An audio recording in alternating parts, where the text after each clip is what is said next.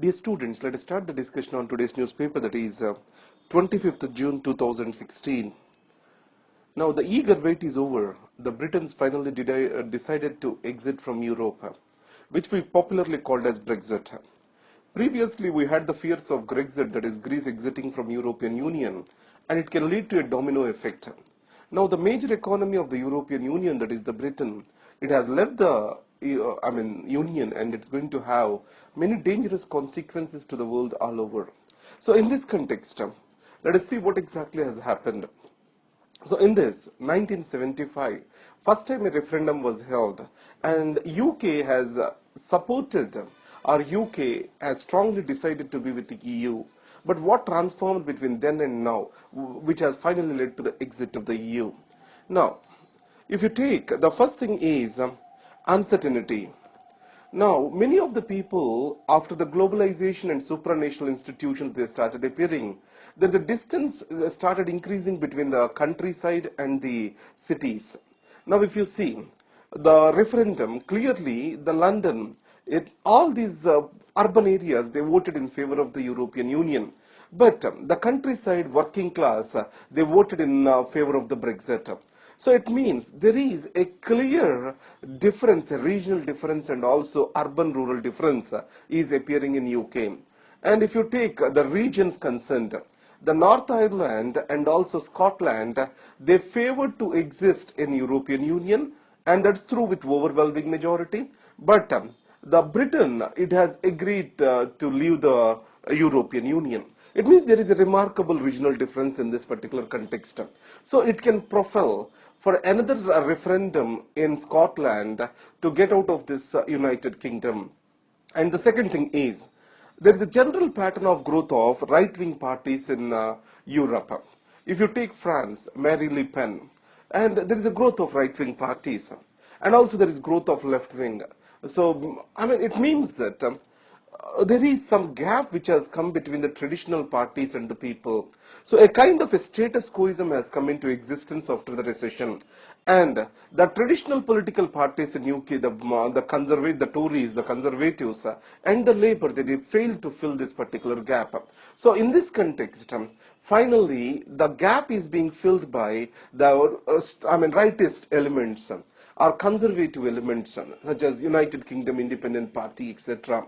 So finally, the people, they want to move forward into uncharted waters rather than maintaining the status quoism. And especially, the workers got disenchanted with the growing path of globalization.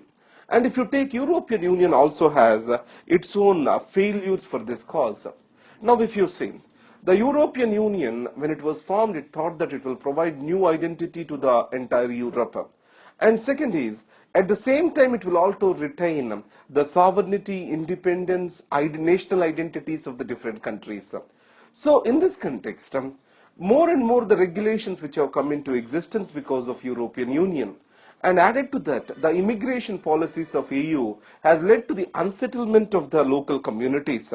And along with this, a new set of institutions which are being created in the European Union. So that led to a democratic deficit. The people started feeling that the decisions are getting managed by some bureaucrats sitting in Brussels rather than their own leaders. Now, what is the procedure after this how it has to continue? Now, if you see in the Lisbon Treaty, which has given rise to the European Union of the day, there is an Article 50. So if this Article 50 of the treaty is read, so now the process has to be initiated by the country which is exiting the European Union. So the Prime Minister in UK has to initiate this particular process. Once the Prime Minister initiates that, then after the notification is given by UK, the 2 years time will come for European Union and UK to negotiate a deal between them. So what are the conditions of exit has to be, how they have to bargain for the relations after this. So then, if it is not concluded within 2 years, with the consensus of all European Union members, it can be extended. So till then, the situations continue as like they are. It means that the next 2 years, the situation is not going to drastically change on the ground. Now, but however, what is this ultimately mean? Can it lead to a domino effect in the EU, in the European Union? If you see that already Netherlands, France, the right-wing parties, they are talking about referendums in their own countries. That's why European Union leaders, they are requesting the UK to initiate the process and to finish it off as quick as possible. Now, once UK exits, how its relations can be with the European Union. Now you have EEU, European Economic Union. So this European Economic Union, it consists of Norway, Luxembourg, etc. These countries, they pay money to the European Union, the necessary fees to the European Union, but they are not complete part of the EU. So in Brussels, there is a special office which works for them, and there is free trade agreements, etc. between these two. So the UK can also go for such an agreement. So this is one of the way which is left for the UK. But how it will affect the world as over? You know that world is now recovering slowly from this particular recession effects. Again, as the trade volume decreases between UK and European Union and new trade restrictions comes out, then UK's economy is going to suffer. If you see that the pound has fallen to its worst in the last 30 years, European Union also has decreased because it's going to be more of a lose-lose situation. And the another thing is, UK, and these are also the representative currencies with regard to IMF, etc. is concerned. Once the constraints of the currency arises, that pulls the entire globe into another cycle of recession. It means that we have to expect certain turbulence. But for India, you know that India-European Union Free Trade Agreement, it is still going through certain turbulence or problems. So in this case, broad-based investment and trade and investment treaty of the India-European Union was not concluded from since last 7 years. So in this context, UK-India trade pact can move forward. And the second thing is, certain business, majorly Indian business, they have made UK as a landmark to conduct, because from UK they can extend to the entire European Union. So the Tatas everywhere, they might face certain difficulties now.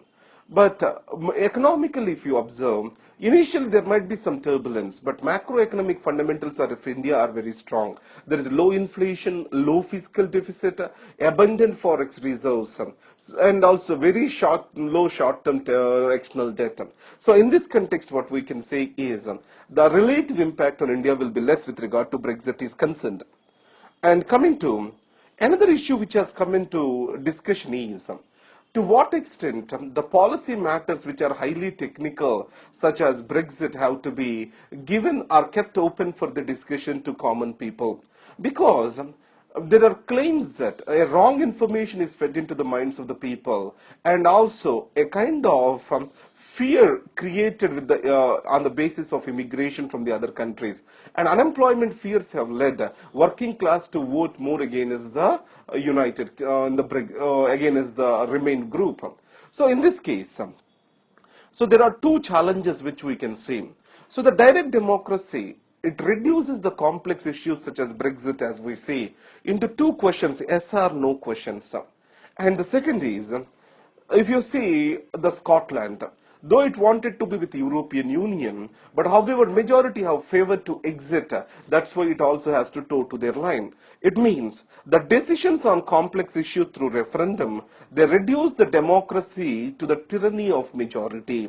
So in this case, the democracy has to run on rule of law, but not on the will of the mob. So that's why if we observe, the direct democracy can be a fallout. That's why Mr. Attlee, the Prime Minister of UK, said the direct democracy is for dictators and demagogues, not for the working democracies. And finally, but however, in Switzerland and all these countries, the direct democracy has given for, economic impetus, etc.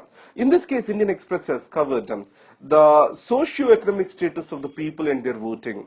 The well-educated people, they voted for remaining in European Union, and less educated, they wanted to get out of the European Union. And the urban dwellers, they voted in favor of EU, and the working class and the rural countryside, they voted against the EU. So this shows clearly that the growing divides in the European Union and also in the Britain. So this is what is the map, how the different majorities have come up. Now coming to Amaravati. Amravati is the dream capital coming up on shore, on banks of the Krishna River. So, what are the issues over here? The most of the land is acquired through the land pooling arrangement. Under this land pooling arrangement, the landowner who has given the land, he will be given 1000 square yards and also some 400 square yards of commercial plot. The 1000 square yards of residential and 400 square yards of commercial plot. So in this case, the first thing, the land is going to come only for the landowners. Agricultural laborers and also tenant farmers who are getting affected, they are not going to have any benefit out of this. And land pooling was also is taken as an intelligent technique to bypass the land, the tough provisions of the Land Acquisition Act. And second thing is, many environmentalists says that Amravati is a disaster about to happen. According to them, Amravati is built, or it's a regular flood-prone area and also highly seismic zone. So in this context, the disaster is bound to happen in Amravati. And third, it is an area with very fertile soils.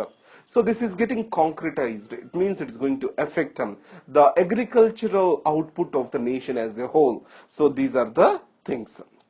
Now coming to data. You know the data is very critical for planning, monitoring, evaluation, everything. So in India, the poverty, unemployment, all these data are considered. They are insufficient or unreliable.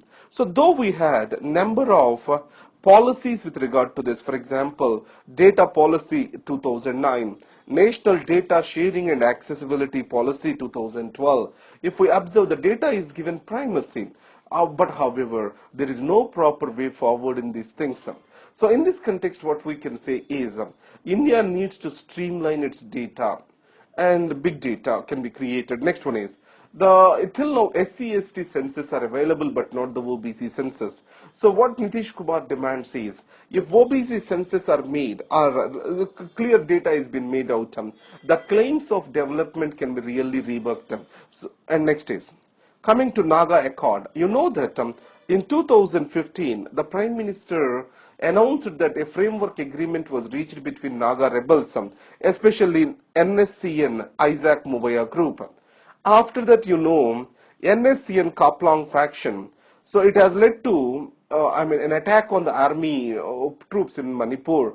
And after that, India attacked these people in crossing the Manipur, Myanmar boundary, and it has led to a big issue. This is what is the background. In spite of after 1 year, still there is no time frame is set for final peace agreement. Now the NSC and Isaac Muvaya, which appeared to be relinquished their sovereignty demand, they are coming again with the same. So in this context, the vexed issue of Nagas is still going to continue. Now the NSC and Isaac Muvaya, they are demanding for a separate flag and a separate passport for themselves, which is not agreeable to the India. And coming to NSG, so it was straight rejection for India to come into NSG, and in this NPT is made as an issue. And China stood as a block with regard to the India's NSG entry. It is not just China. We can divide this into two groups. The people demanding for a process and the people demanding for NPT as a basis for entry of a country. So if we, total altogether some 10 members, they are not in favor of India's entry into NSG. What are the fallouts of this? India became equated with Pakistan with regard to the nuclear proliferation is concerned. And second, the personalized style of diplomacy of the Prime Minister Modi has its own limitations. And finally, any diplomacy needs a depth and seriousness. So the NSG, a proper planning, depth and seriousness appeared to be missing. And if you see, the Chinese diplomacy is not personalized style and it runs on a strong institutional foundation. So for the last 1 year, if you observe, India has invited Japan into Arals. Japan also has joined the Malabar exercises. And Shangri-La dialogue was started again as the One Belt One Road. So it means there are instances where the gap between India and China is widening. So in this context, the role of China in NSG is not unexpected. So thank you very much. All the best.